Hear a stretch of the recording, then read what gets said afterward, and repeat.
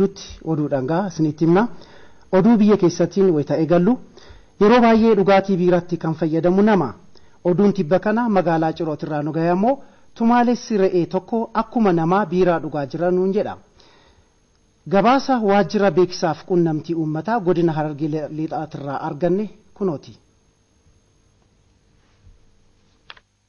Godina Harargee Lixaa magaalaa Cirootti tumaalessi re'ee tokko hoteela Burqaa jedhamu keessatti akkuma namaa biiraa dhugaa jira.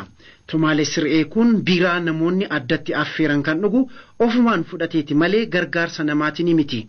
Dhugaatiiwwan gosa biiraa adda addaa dhiyaatuuf keessaa filatee kan dhugu biiraa Harar ta'uunsaa ani re'ee Harargeeti waan ofiin jedhu fakkaatiin naalaata.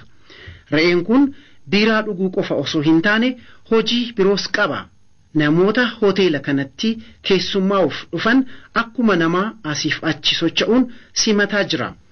Hiriyyaan tumaalessa kana immoo filannoonsaa biiraa osoo hin taane jimaadha.